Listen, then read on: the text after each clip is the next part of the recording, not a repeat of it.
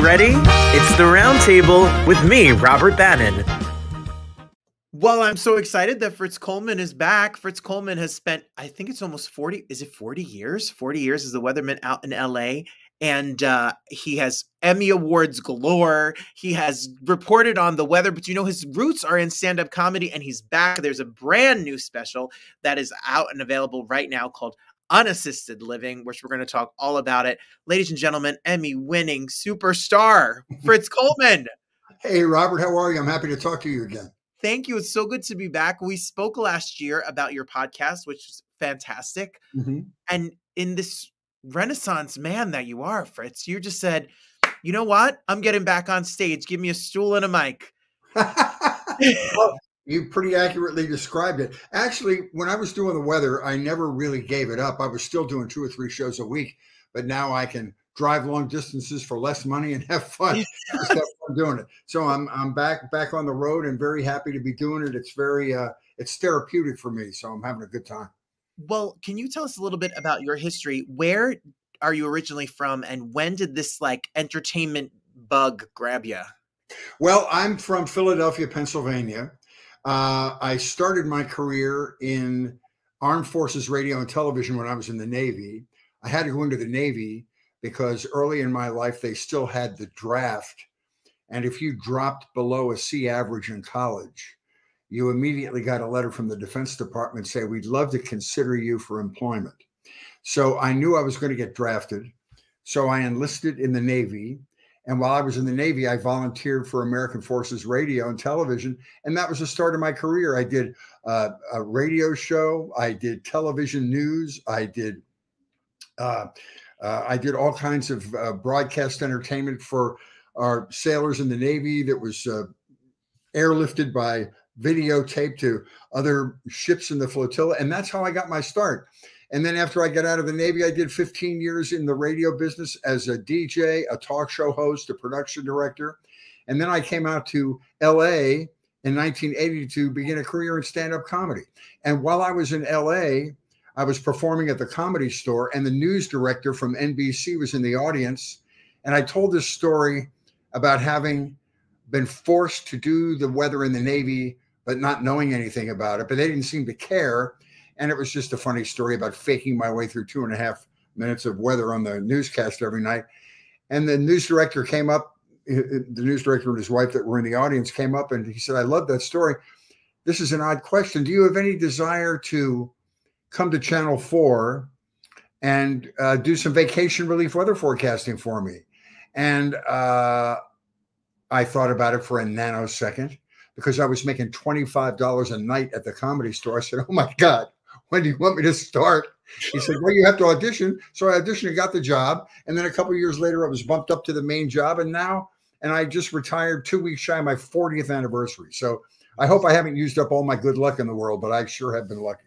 No, well, it's an amazing story. And real meteorologists hate that story, incidentally, because I backed into it, you know. Well, you come from 1980 going to LA and starting a stand-up comedy tour. Like we have found these pictures like this. Back then, my first television performance at Evening at the Improv. That must have been 25 years ago. So it's fascinating to see and these stories because you come from 1980. You open for some of the biggest acts in the world doing stand-up, and you performed with some of the most famous comedians of all time. When you look back at that time and the lore of the Comedy Store in particular, you know, the Mitzi Shore and the whole story of it all, what was it like to be a part of that scene back then in the early 80s? It was unbelievable.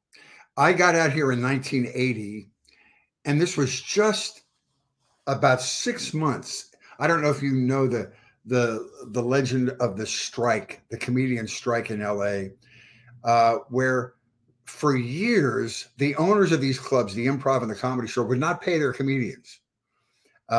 Their feeling was that this is LA. We're giving you a stage. This is comedy college for you. You have the ability to be discovered by the entertainment business. We're not going to pay you. We're offering you a great platform, which is bogus because these people were making millions of dollars with a 2-drink minimum and a cover charge and not paying their entertainment. Where else in show business would you not pay a singer if they came to? No. And so these guys went on strike. So I got here just after that. But this was a period of time when, you know, there was so many comedy clubs in America. There were as many comedy clubs as Starbucks. And people like Jay Leno and David Letterman and Freddie Prinze and Robin Williams and all these people were mentioning the Comedy Store on television when they perform on the Tonight Show or wherever. And so this became the legendary place and the place you had to come to be discovered. So I came out here, and that's what happened. That's where it happened. Well, before we talk about the stand-up special, here's a picture of you won one of your multiple Emmy awards. Mm-hmm. What do you think about being in the news business for all of these years and being in the weather? The media and the news have changed so much from when you started for 40 years ago. What was it like to be up on television every single day? And when you were walking through the streets of LA, do people feel like they felt like they knew you? You were in their home, in their kitchen, in their living room, and every single day. That's a great observation. And even if they don't like you, when you've been on the air for 40 years, they know who you are. So there's a great recognition factor. The thing about LA is you could be walking down the street, and on the other side of the street, Tom Hanks is walking down the street. Right? So, you know, the television newscasters weren't as big a deal in LA as they are in other markets. In LA, being on the news and TV is like one step below dinner theater in your recognition factor. So it was fun, but again, when you're on the air at 5:18 every day for almost 40 years, you're a part of people's lives and you become part of the fabric of their lives.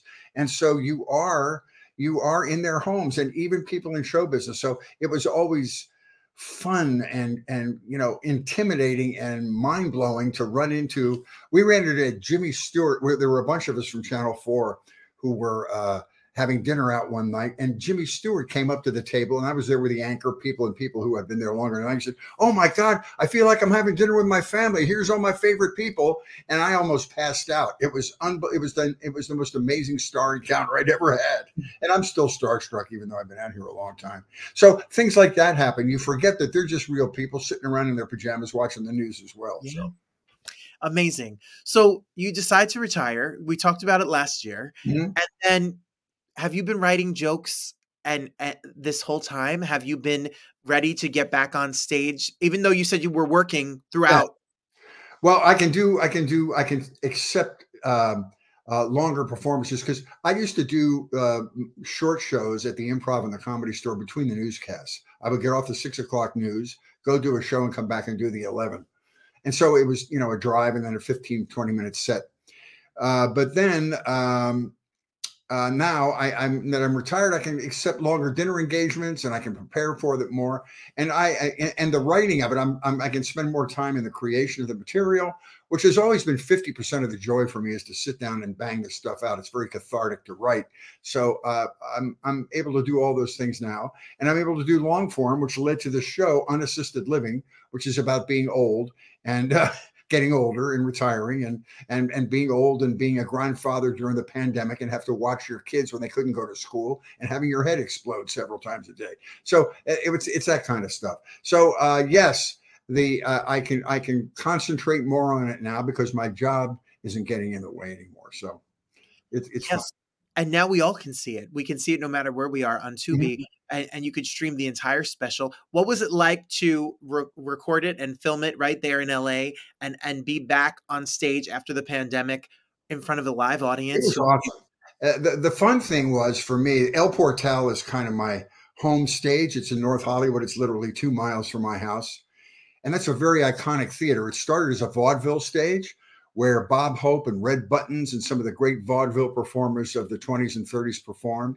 And then it became a very iconic movie house, one of these very elegant movie houses.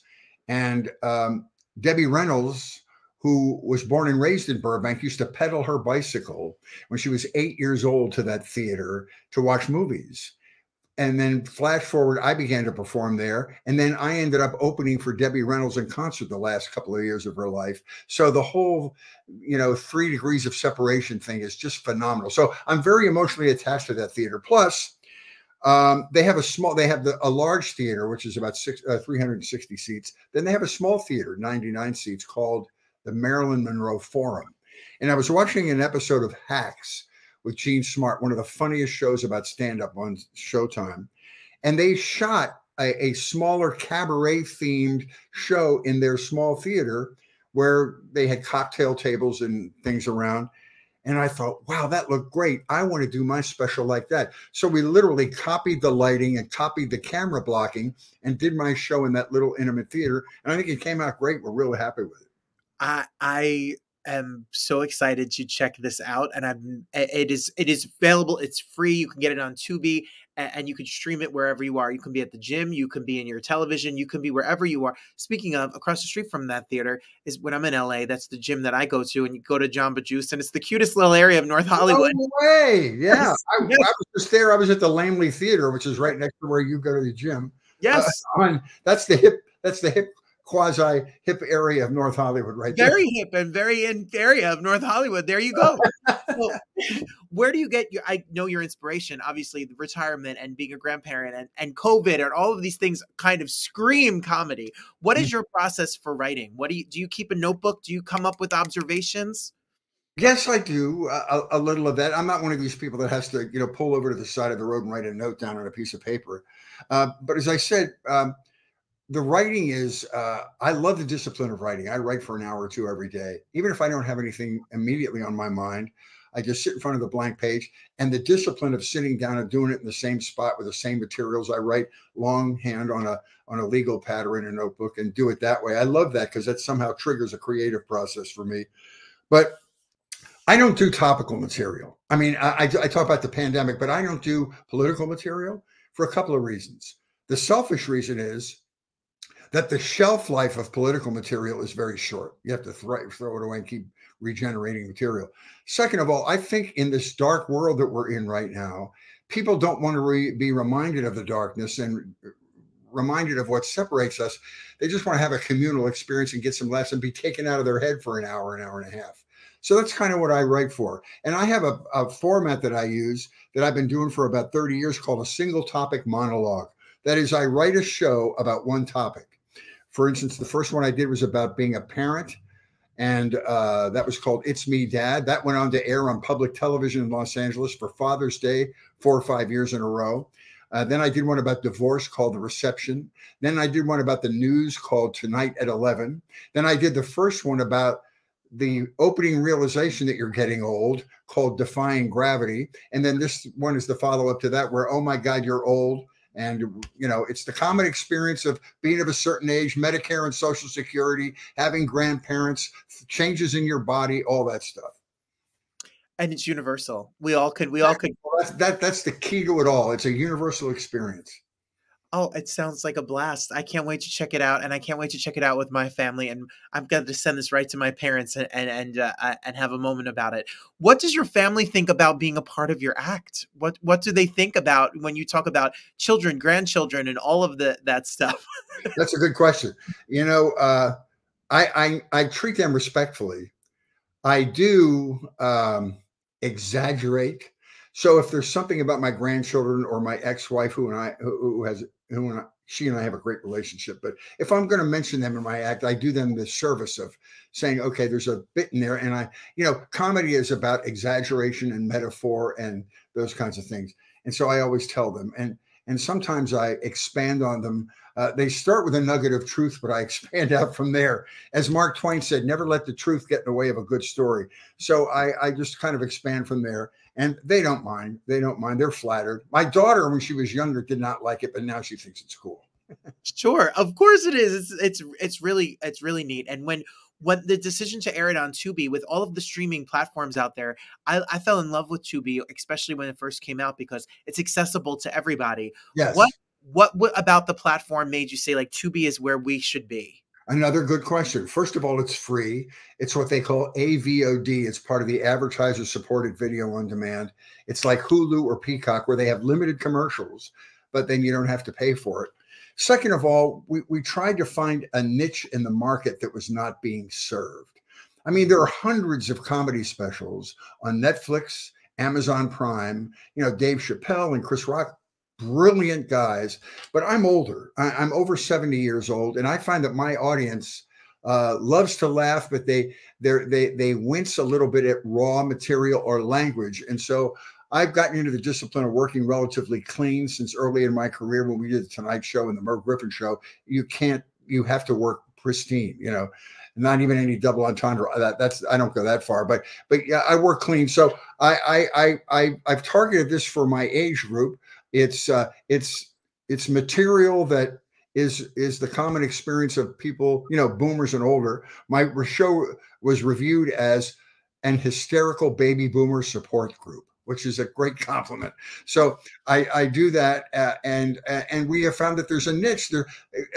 My age group and slightly older, slightly younger are not being served in the stand-up comedy arena. So we thought we approached Tubi with a sale of having it be clean and having it target this age group, and that resonated with them. So that's why we're there. I love it. It makes total sense to me. And everyone, if you're looking for something fun to do, especially over the 4th of July break, over the rest of the month, whenever you get together with as a Friday night and you order a pizza, make sure you go to Tubi and check out Fritz Coleman, Unassisted Living. It's a blast for everybody, no matter what age. I should hire you as my publicist. That was a great elevator pitch you just did. It was fantastic. I'm cheap too. No, Fritz Coleman, is always an honor. I mean, you literally can you could have an Emmy in every room as a paperweight, and that's this kind of career that Fritz has had. And to see this part of your career and to see the history that you stood on and the comedy and making it come full circle is inspiring and exciting. So thank you for spending time with us today. You're very good at what you do, Robert. You're very comfortable to talk to, and I appreciate it and being invited back. Thank you so much. Well, anytime. My show's your show. Appreciate you.